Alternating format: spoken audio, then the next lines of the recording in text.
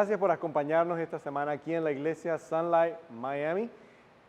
Mi deseo es que a través de la palabra de Dios esta semana sus afectos, los deseos de su corazón puedan ser removidos y usted tenga un deseo aún mayor de amar a Jesús y amar a su prójimo. Específicamente si esta también es su primera vez uniéndose a nosotros, mi deseo es que usted pueda conocer al Señor. Espero que esta palabra pueda ser de bendición para su vida. Que Dios les bendiga.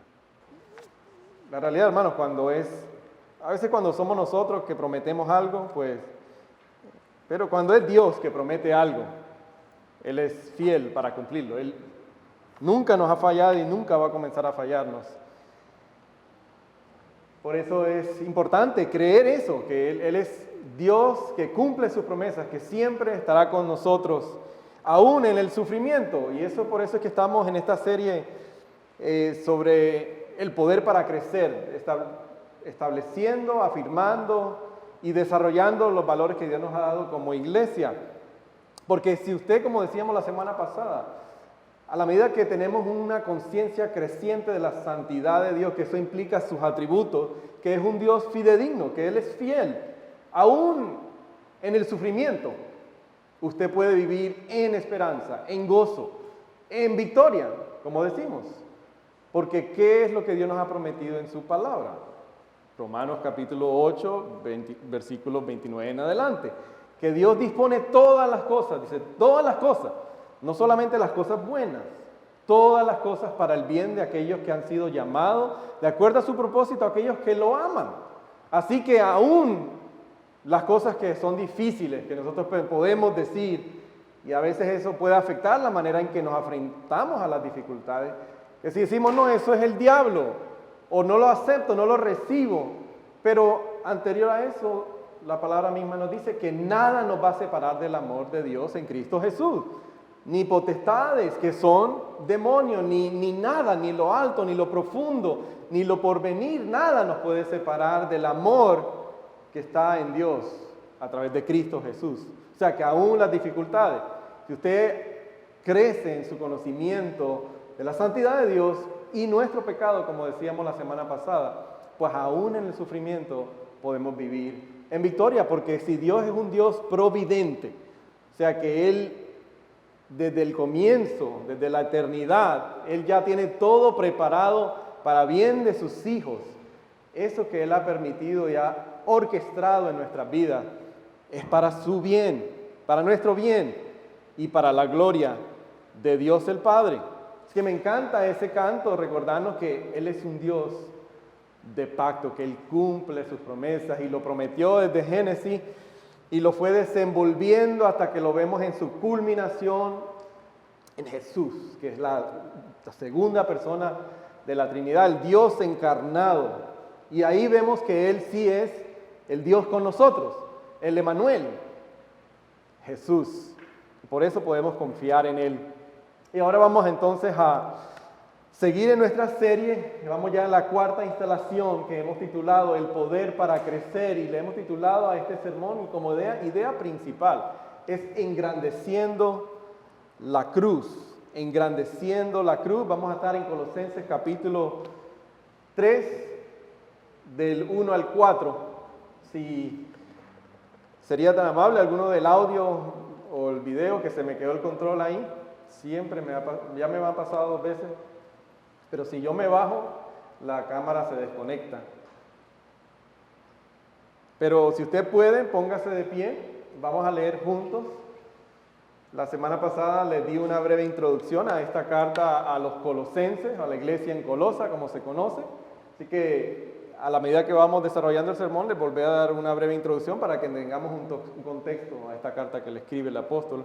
Vamos a orar rapidito para que el Señor ilumine nuestras mentes. Amado Padre, te pedimos que tú ilumines tu palabra, Señor, que tú remuevas a este siervo de aquí adelante, Señor, y que sea tu espíritu iluminando, Señor, iluminando tu palabra para nosotros, y que hoy pueda redarguir, traer salvación, desafío, consuelo, ánimo, poder para poder cumplir tu buena y tu perfecta voluntad en nuestras vidas y tus propósitos, Señor. En el nombre de Jesús te pedimos todas estas cosas. Amén Amén. Su palabra dice lo siguiente, Colosenses capítulo 1, versículos del 1 al 4. Lo van a ver en su pantalla, así que si usted quiere seguir ahí o en la Biblia que está adelante, que dice, ya que han resucitado con Cristo, busquen las cosas de arriba, donde está Cristo sentado a la derecha de Dios.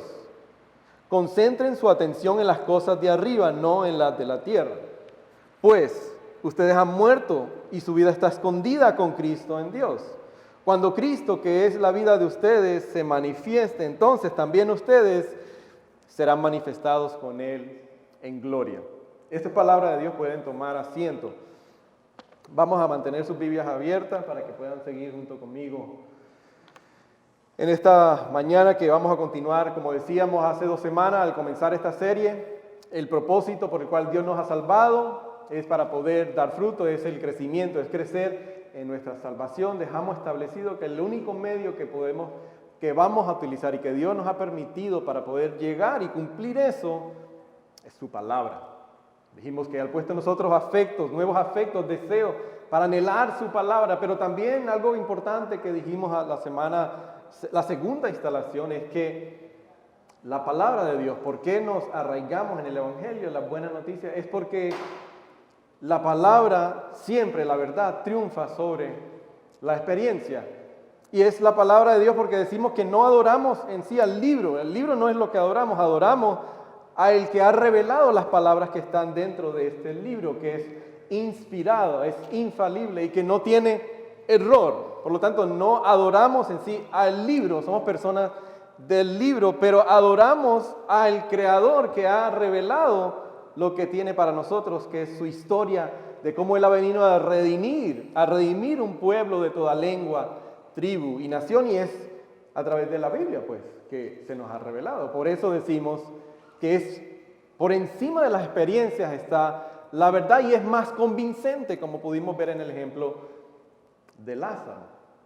Y por último, la semana pasada, pues, vimos el fruto, ¿verdad? ¿Cómo debemos de dar fruto y qué significa dar fruto y cuál es el medio que Dios nos ha dejado para poder dar fruto, que fundamentalmente dijimos no es simplemente conocer mucha información, tener mucho conocimiento teológico, porque incluso hemos visto a lo largo de la historia que han habido personas que tienen mucho conocimiento teológico, pero han hecho también mucho daño a las personas, al pueblo, a la humanidad. Entonces, al contrario, no es solamente adquirir mucho conocimiento, sino que fundamentalmente ese conocimiento nos tiene que llevar a una relación amorosa con la persona de Jesús, que Él es la palabra encarnada es Jesús. Por lo tanto, la palabra tiene que llevarnos más a tener una intimidad con Jesús, con la persona, que es una persona, es Dios, pero también es una persona que se relaciona con nosotros, es la persona del Dios encarnado, Cristo Jesús. Y el fruto, como vimos la semana pasada, sucede a la medida que vamos conociendo, teniendo una conciencia creciente de la santidad de Dios y a la misma vez una conciencia creciente de nuestro pecado, que es lo que nos separa de Dios. Es la manera que vamos a poder dar fruto. Y en esta mañana pues vamos a ver, bueno, qué sucede o cuál es el resultado de lo que pasa cuando eso no sucede, que es que podemos reducir la cruz. Cuando yo estuve viviendo con mi familia en la ciudad de Atlanta, en esa iglesia que estábamos recibiendo una preparación para lo que es la plantación de iglesias, para el liderazgo dentro de la iglesia, preparación de seminario teológica. En una ocasión una señora se me acercó, parece que ella se dio cuenta de que yo hablaba español, ella trabajaba en el equipo de limpieza dentro de la iglesia y ella me hace una pregunta interesante y eso nos ayuda a poder entender a qué me refiero cuando digo engrandeciendo la cruz. Ella me pregunta porque en la iglesia de trasfondo presbiteriano había una cruz bien grande en el pasillo de donde había un café. La cruz no tenía al Cristo en la cruz, pero solamente era una cruz, un dibujo de una cruz grande, grande. Y ella pregunta, ¿de qué religión es esta iglesia? Porque tienen una cruz ahí grande. Yo estoy acostumbrado a cuando hay cruces, es que la iglesia es católica. Y a medida que seguimos la conversación, me doy cuenta de que ella inocentemente lo que estaba tratando de decir es que porque la cruz estaba ahí, la iglesia por lo tanto tenía su trasfondo católico, porque ella decía, bueno, los católicos son los que tienen una cruz.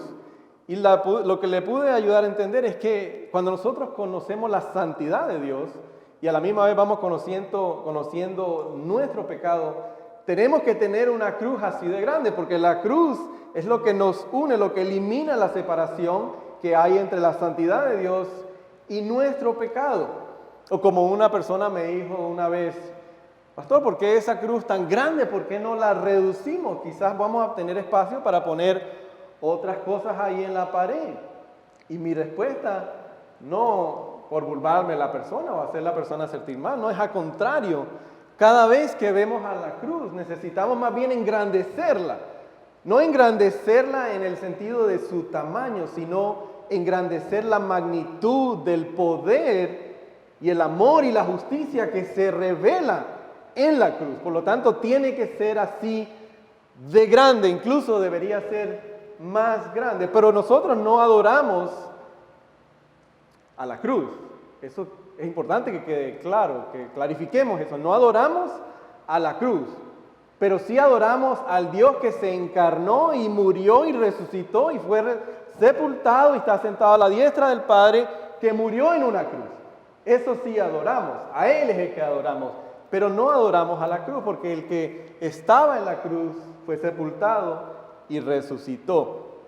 Pero por eso decimos que hay que engrandecer la cruz, porque si usted se pone a ver como cultura hoy en día, nuestra sociedad, nuestra cultura, no solamente aquí en el occidente, pero aún en nuestros países de origen, la cruz se ha reducido.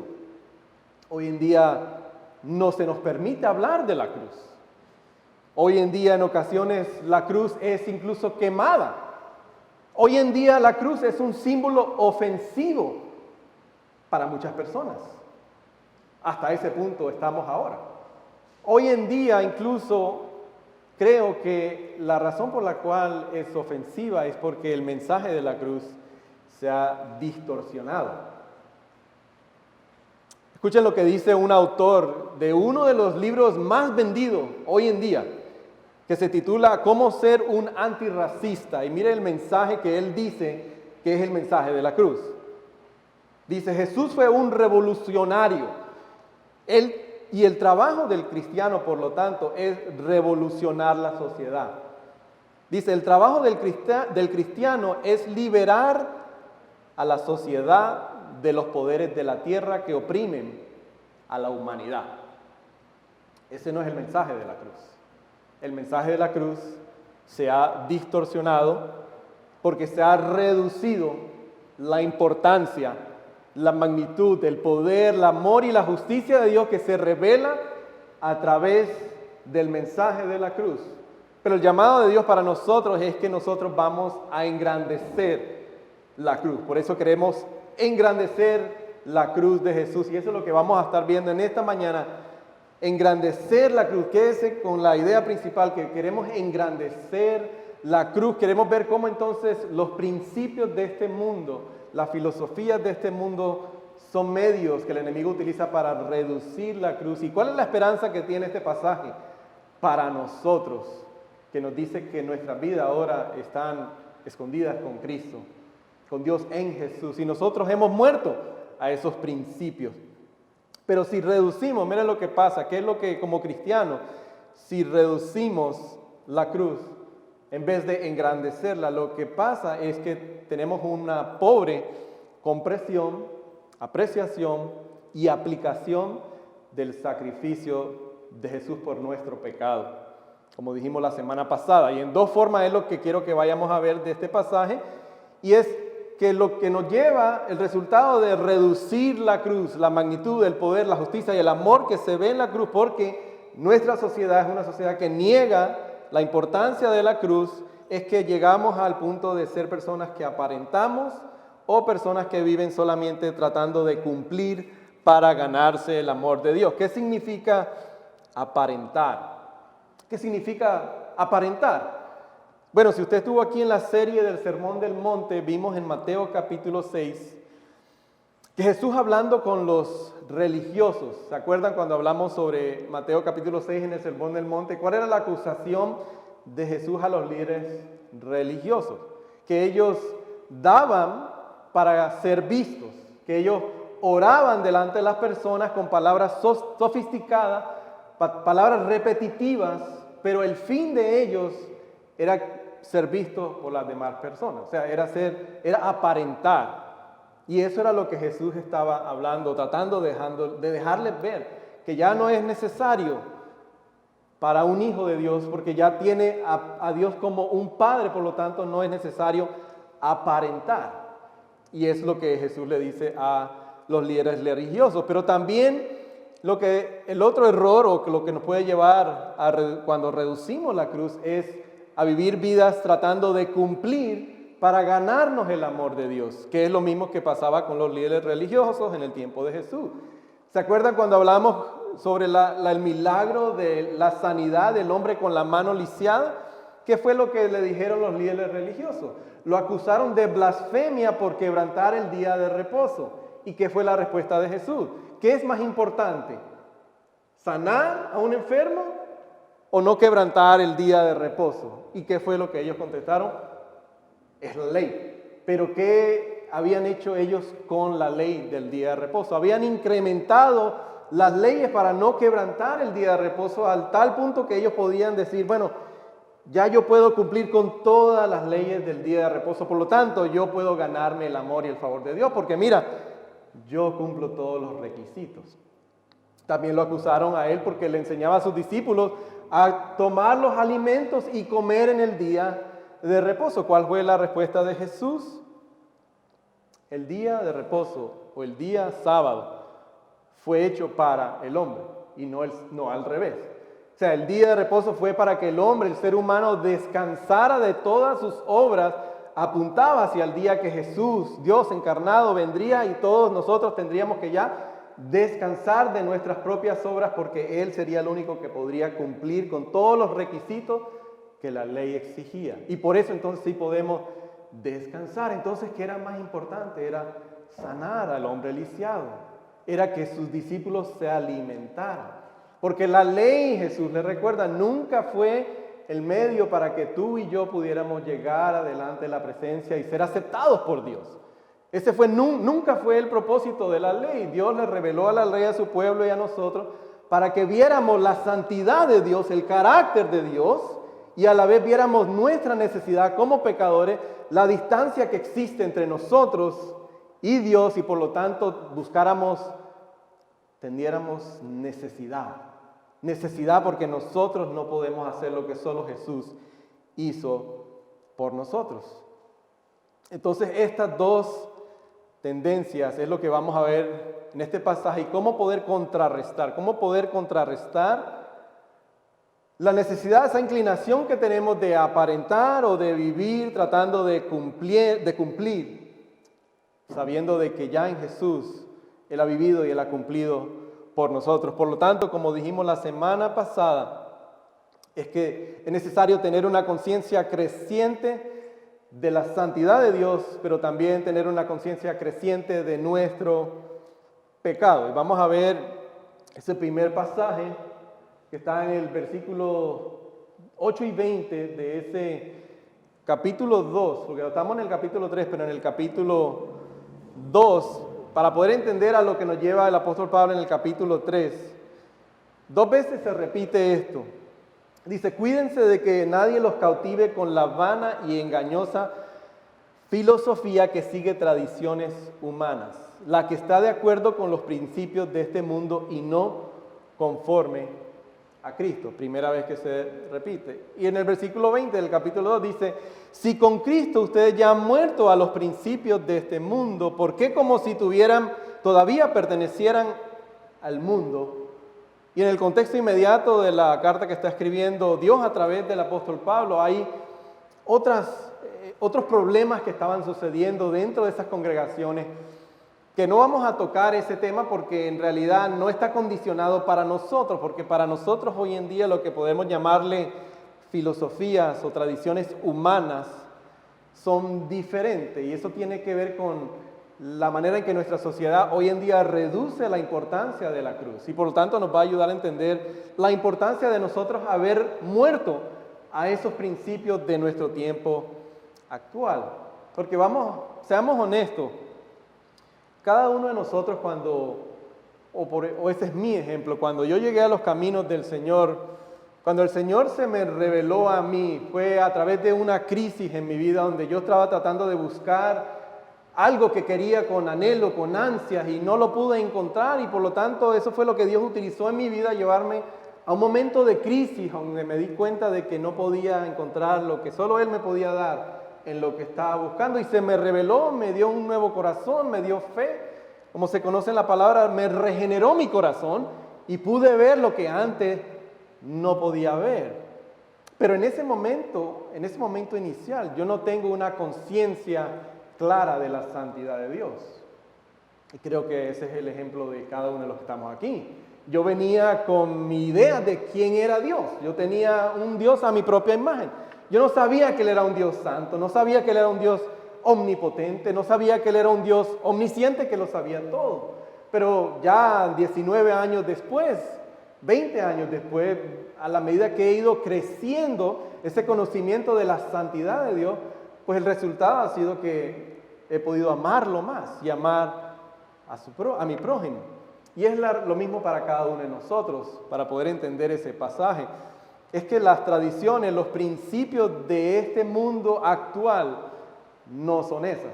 Primero que todo, queremos eliminar a Dios, ¿verdad?, de todo lo que tiene que ver con la sociedad, con el gobierno, con el hogar, con la familia. Esos son los principios del mundo actual. Es eliminar a Dios. Por lo tanto, cuando nosotros venimos a los caminos del Señor, es con eso que venimos, con ese conocimiento de Dios.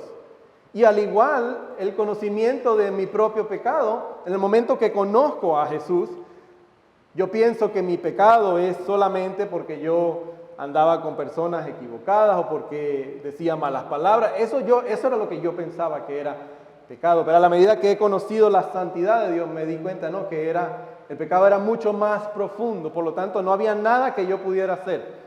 No importa qué religioso me convirtiera, no importaba cuánto yo me esforzara por ser perfecto.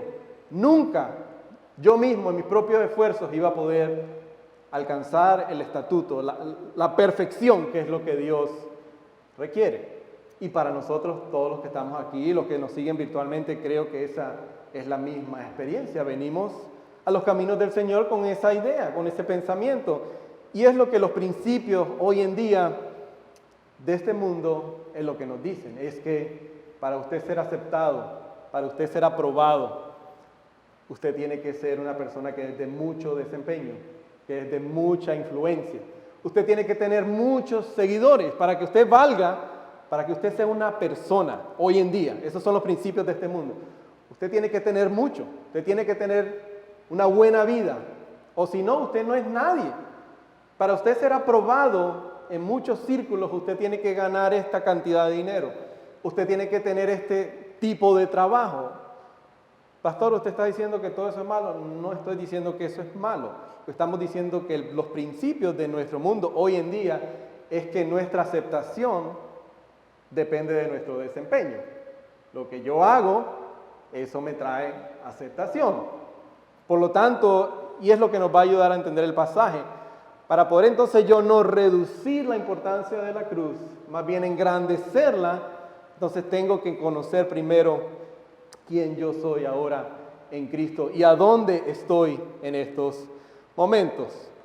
El primer pasaje que vamos a leer en el versículo 1, que nos ayuda entonces a mantenernos afianzados en la fe, a mantenernos arraigados en las buenas noticias de Jesús y no tener que caer en la tentación de seguir tratando de aparentar lo que no soy, ni tratar de cumplir para poder ganarme la aceptación de Dios.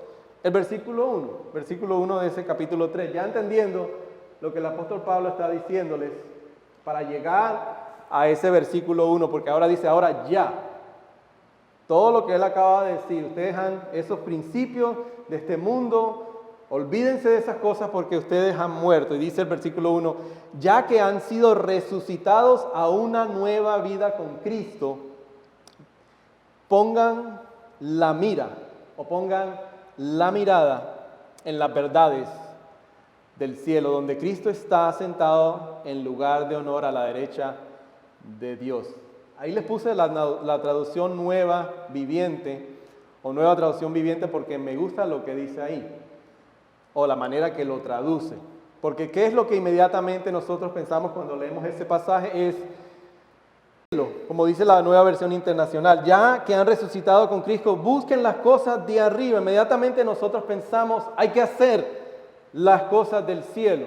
Pero me gusta lo que dice esta versión porque nos enseña que primero, antes de yo hacer, primero tengo que entender quién yo soy.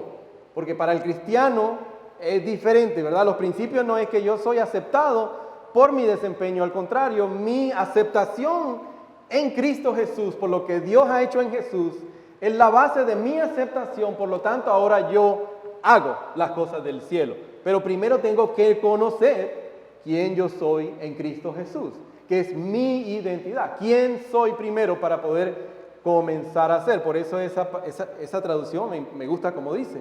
Pongan la mirada primero en las verdades del cielo, donde está Cristo sentado en un lugar de honor a la derecha de Dios. Ahora una pregunta que quiero hacerle a ustedes. Si el apóstol Pablo dice que esta verdad de que Él está sentado a la diestra del Padre en los cielos, en las regiones celestiales, es el medio que Dios te ha dado para que tú no tengas que aparentar ni tratar de cumplir como vivimos en este momento en la sociedad de este tiempo actual. La pregunta es, ¿y quién más está sentado en lugares celestiales? ¿Quién más está sentado en lugares celestiales? ¿No hay respuesta? Bueno, vamos a leer lo que dice la palabra. ¿Quién más está sentado en estos mismos momentos en lugares celestiales? Mira lo que dice Pablo escribiéndole a las otras iglesias en la región de Éfeso. Dice, pero Dios, antes de decir, ustedes estaban muertos en sus delitos y sus pecados, los cuales vivían conforme a su propia voluntad y de acuerdo al príncipe de este mundo. Dice, pero Dios, que es rico en misericordia, por su gran amor por nosotros, nos dio vida con Cristo, aún cuando estábamos muertos en pecados. Dice, por gracia ustedes han sido salvados, ojo, y en unión con Cristo Jesús, Dios nos resucitó y nos hizo sentar con Él en regiones celestiales. ¿Quién más entonces está sentado en las regiones celestiales en este momento? Si usted está aquí hoy en esta mañana o nos está escuchando virtualmente y usted ha depositado su fe, su confianza en Cristo Jesús como su único medio para ser aceptado delante de Dios del Padre, no por nada que usted haya hecho o pueda hacer, sino solamente por lo que Él ha hecho en su vida, su resurrección, su vida, su muerte y su resurrección, perfectamente obedeciendo, siendo Él el único santo, para que ahora nosotros seamos escogidos, llamados y se nos llame santos. Si usted ha puesto esa confianza en Él, usted en este mismo momento está sentado en un lugar celestial. Está sentado en las regiones celestiales. Amén. Pero pastor, yo me veo aquí sentado. Yo hoy me peleé con mi esposo, mi sobrino, mi nieto. ¿Cómo que estoy ahora? Pero por eso nosotros aquí en la iglesia Sunlight es como entendemos el evangelio, ¿verdad? Es ya, pero todavía no, ¿verdad? Ya podemos gozar de todas las riquezas, de las bendiciones en lugares celestiales. Ya tenemos la aprobación, la aceptación de Dios, el Padre. Nos llama hijos, adoptados, amados incondicionalmente, con su gracia irresistible. Somos amados, escogidos, ya. Y eso es suficiente para cuando venga la llamada del ser querido, que no queremos escuchar. Cuando viene la llamada del médico que nos dice lo que no queremos escuchar. O el jefe nos dice, hasta aquí llegó tu trabajo. Eso es suficiente para soportarnos, para caminar ese trecho.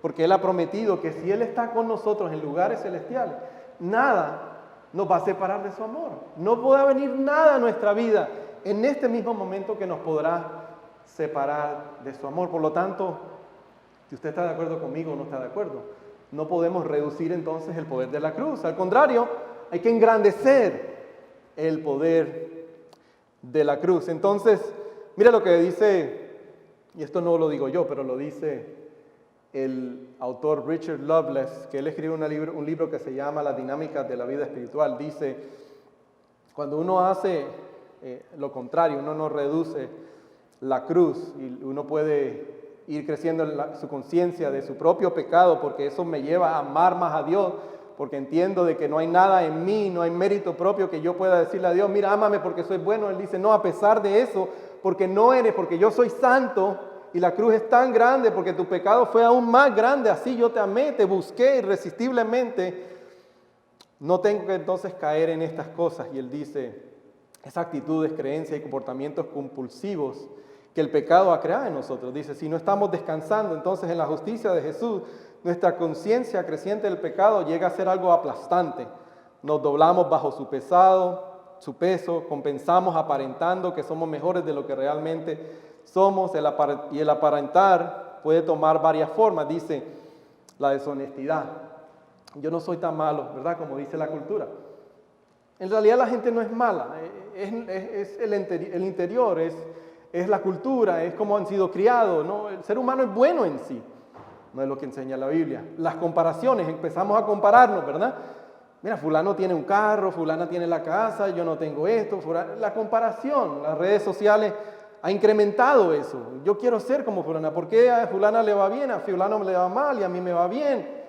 O una justicia falta, miren, justifico, no, eso no fue que estaba cansado, es que hay mucho calor, es que hay mucho tráfico en Miami, por eso es que yo me comporto de esa manera. No tenemos que aparentar, no tenemos que justificar, no tenemos que minimizar el pecado.